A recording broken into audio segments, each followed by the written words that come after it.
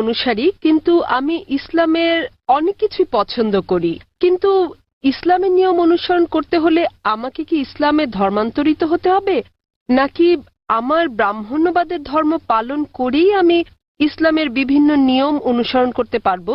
Sir, আমি আপনার অনেক বক্তৃতাই দেখেছি, যেমন ইসলাম ও হিন্দু ধর্মের মধ্যে সাদৃশ্য এবং আরো অনেকগুলো। আপনার বক্তৃতা আমি খুবই পছন্দ করি। বোন খুব সুন্দর একটা প্রশ্ন করলেন। তিনি বললেন যে তিনি ব্রাহ্মণিজমের একজন একনিষ্ঠ অনুসারী, কিন্তু তিনি ইসলামের বিভিন্ন বিষয় পছন্দ করেন।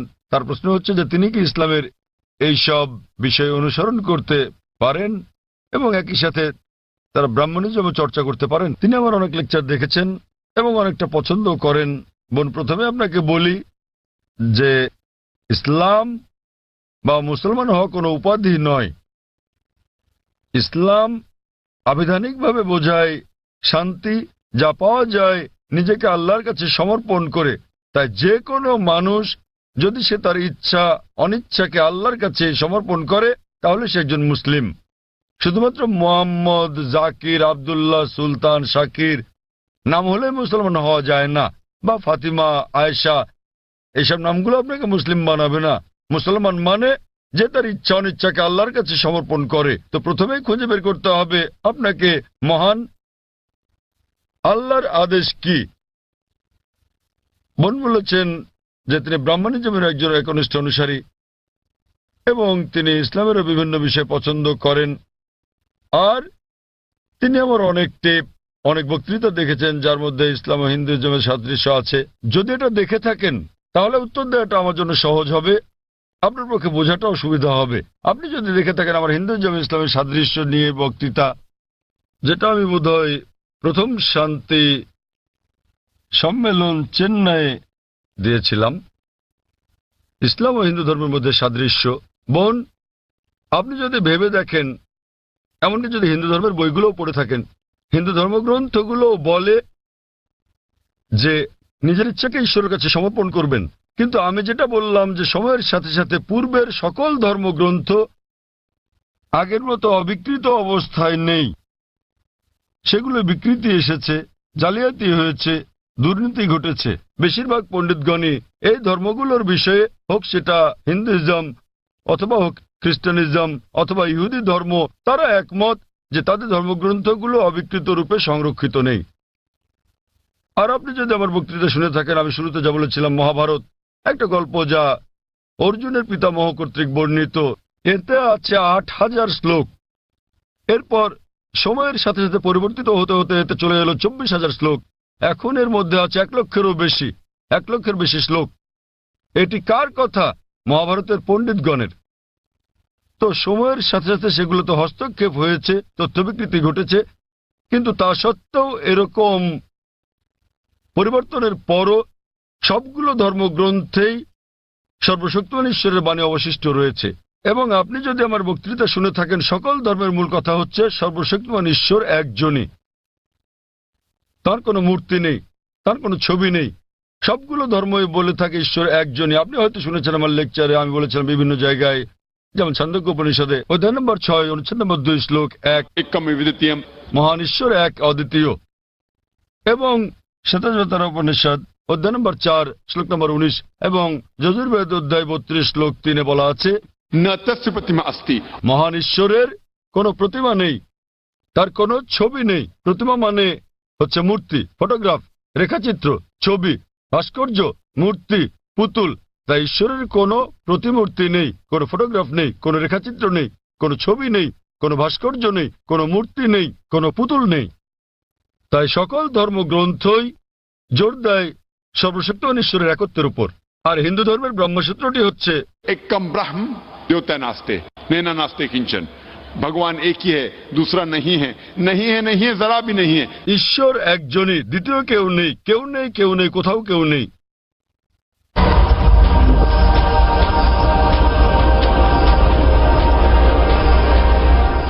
এবার আসি মূল প্রশ্নে, যা হলো একজন কট্টর ব্রাহ্মণ হয়েও আপনি ইসলামের শিক্ষা অনুসরণ করতে পারবেন কিনা। বোন, একজন সাধারণ ব্রাহ্মণের পক্ষে মুসলিম হওয়ার চেষ্টা করাটা কঠিন, কিন্তু যদি কঠোর ব্রাহ্মণ হয়ে থাকেন বেদকে কঠোরভাবে মেনে চলেন, তাহলে আপনার ইচ্ছা অনিচ্ছা ঈশ্বরের কাছে সমর্পণ করতেই হবে। আপনি যদি সাধারণ ব্রাহ্মণ হয়ে থাকেন যে কিছু নিয়ম মানেন আবার কিছু মানেন না, তাহলে আপনার পক্ষে ঈশ্বরের কাছে নিজের ইচ্ছাকে সমর্পণ করা কঠিন হবে। কিন্তু যদি কঠোর ব্রাহ্মণ হয়ে থাকেন, বেদকে কঠোরভাবে মেনে চলেন, তাহলে আগে আমি যা বলেছি আপনাকে মানতেই হবে। 3টি পংক্তি আমি বলেছি যে আপনাকে এক ঈশ্বরে বিশ্বাস করতে হবে, আপনি মূর্তি পূজা করতে পারবেন না। আপনাকে বিশ্বাস করতে হবে যে ঈশ্বর এক, তার কোনো প্রতিচ্ছবি নেই, কোনো ফটোগ্রাফ নেই, কোনো মূর্তি নেই। এবং যদি আপনার ধর্মগ্রন্থগুলো পড়ে থাকেন, সেগুলোতে সর্বশেষ এবং চূড়ান্ত নবী মুহাম্মদ সাল্লাল্লাহু সাল্লামের আগমনের কথা উল্লেখ করা হয়েছে।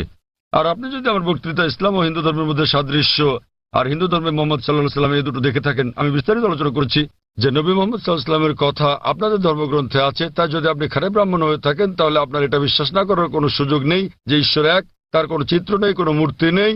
এবং আপনাকে এটা বিশ্বাস করতে হবে যে মহান ঈশ্বরের সর্বশেষ দূত, সর্বশেষ বার্তাবাহক কল্কি অবতার হচ্ছেন নবী মুহাম্মদ সাল্লাল্লাহু সাল্লাম। কিন্তু যখন আপনার ধর্মগ্রন্থ বলে যে আপনাকে কল্কি অবতার চূড়ান্ত দূতকে অনুসরণ করতে হবে, তো যখন আপনি এই দূত নবী মুহাম্মদ সাল্লাল্লাহু আলাইহি ওয়াসাল্লামের বাণীগুলো পড়বেন, তখন আপনি দেখবেন যে এই কথাগুলো আপনার ধর্মগ্রন্থগুলোতে যা লেখা আছে তার সাথে মিলে যাচ্ছে।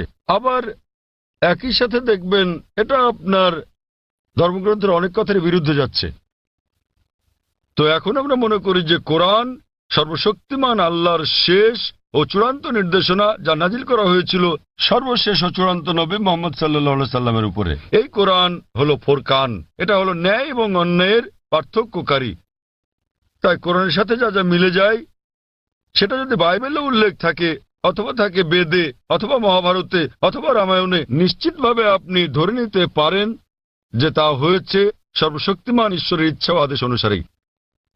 যদি সেটা বিরুদ্ধে যায়, আপনাকে মানতে হবে যে এটা হচ্ছে সর্বশক্তিমান ঈশ্বরের ইচ্ছা ও আদেশের বিপরীত। তাই আপনি যদি একনিষ্ঠ ব্রাহ্মণ হন, ব্রাহ্মণিজম চর্চা করে থাকেন, আপনাকে এক ঈশ্বরে বিশ্বাস করতে হবে, মূর্তি পূজার বিরোধিতা করতে হবে। আর আপনি যদি আমার সেই বক্তৃতা ইসলাম ও হিন্দু ধর্মের সাদৃশ্য শুনে থাকেন, সেখানে যা বলা হয়েছে, আপনি যদি কমপক্ষে ইনশাআল্লাহ এগুলো আপনাকে জান্নাতে নেওয়ার জন্য যথেষ্ট হবে ইনশাআল্লাহ। তাই আপনি যদি আমার বক্তৃতা ইসলাম ও হিন্দু ধর্মের মধ্যে সাদৃশ্য শুনে থাকেন, সর্বশক্তিমান ঈশ্বরের একত্ববাদ সম্বন্ধে, নবী মুহাম্মদ সাল্লাল্লাহু আলাইহি সাল্লাম সম্বন্ধে, কিভাবে সালাত আদায় করা যায়, মদ খাওয়া যাবে না, শুকরের মাংস খাওয়া যাবে না, যা কোরআনের সাথে সাথে আপনাদের ধর্মগ্রন্থ বলা আছে, আপনাদের বেদে শালীনতার বিষয়ে বলা আছে যে মহিলাদের নিজেদের আবৃত রাখা উচিত, যা কোরআনেও বলা আছে।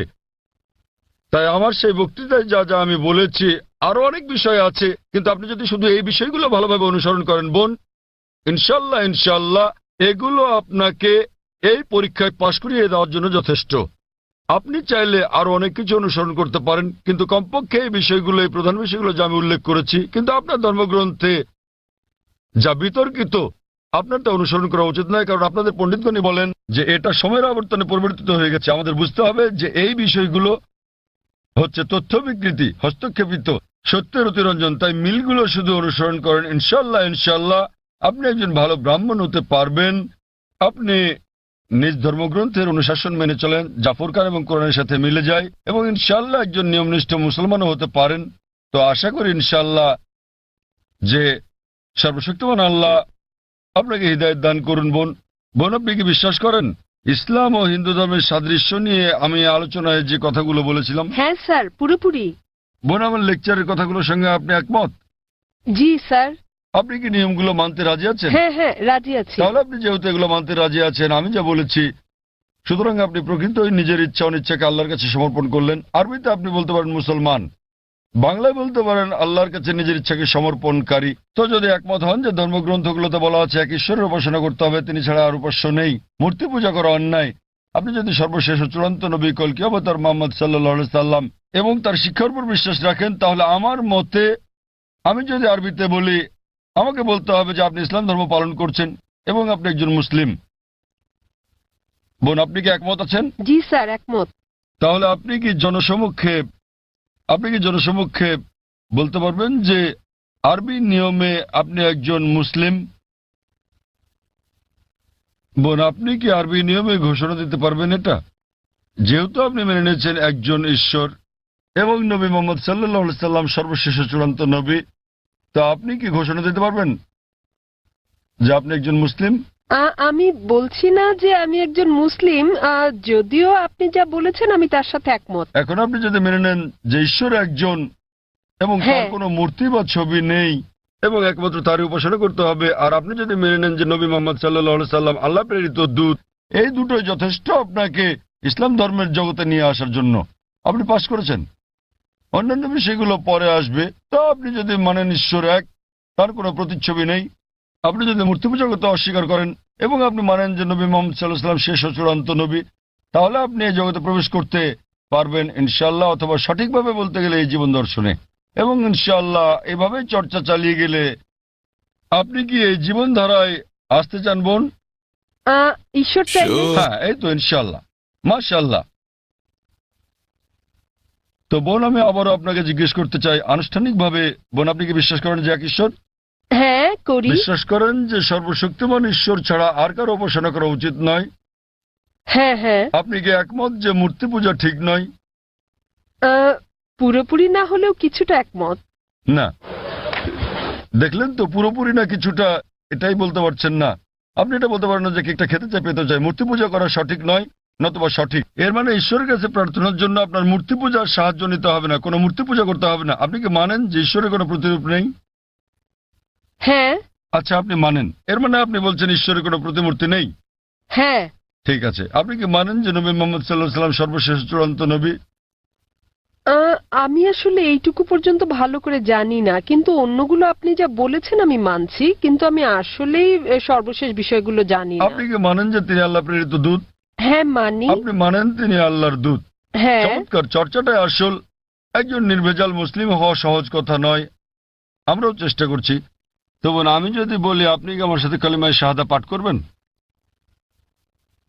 আপনি কি শাহাদাত পাঠ করবেন, যা আসলে আরবিতে একটা ঘোষণা, ওই একই কথা যা আমি বলেছি যে আল্লাহ ছাড়া কোনো প্রভু নেই আর নবী মোহাম্মদ সাল্লাল্লাহু আলাইহি সাল্লাম তার দূত? আরবিতে এটা বলতে চান? হ্যাঁ স্যার, বেশ, অবশ্যই। আমি আরবিতে বলবো, আপনি আমার সাথে সাথে বলবেন, আর পরে এটার অনুবাদও বলবো। ঠিক আছে। अशहदु अशहदु अल्लाह अल्लाह इलाहा इलाहा इल्लल्लाह इल्लल्लाह व अशहदु व अशहदु अन्ना अन्ना मुहम्मदन मुहम्मदन अब्दुहु अब्दुहु व रसूलुहु। व रसूलुहु। আমি সাক্ষ্য দিচ্ছি, আমি সাক্ষ্য দিচ্ছি আমি সাক্ষ্য দিচ্ছি যে যে কোনো উপাস্য নেই কোনো উপাস্য নেই আল্লাহ ছাড়া, আল্লাহ ছাড়া, আর আমি সাক্ষ্য দিচ্ছি আর আমি সাক্ষ্য দিচ্ছি যে নবী মোহাম্মদ সাল্লাল্লাহু আলাইহি যে সাল্লাম নবী মোহাম্মদ সাল্লাল্লাহু আলাইহি হলেন সাল্লাম হলেন আল্লাহর আল্লাহর বান্দা এবং রাসূল। বান্দা এবং রাসূল। মাশাআল্লাহ বোন, ধন্যবাদ। এখন আপনি একজন মুসলিম এবং আমি প্রার্থনা করছি যেন আল্লাহ সুবহানাহু ওয়া তাআলা আপনাকে পথ প্রদর্শন করেন। আর আমি চাই যে ইনশাআল্লাহ সকল ভাই বোনেরা যখনই কেউ ইসলাম গ্রহণ করবেন, আপনারা তাকে জ্ঞানের দিক থেকে সাহায্য করবেন, এভাবে আপনারা সমাজ সেবা করতে পারেন। বোন, আপনার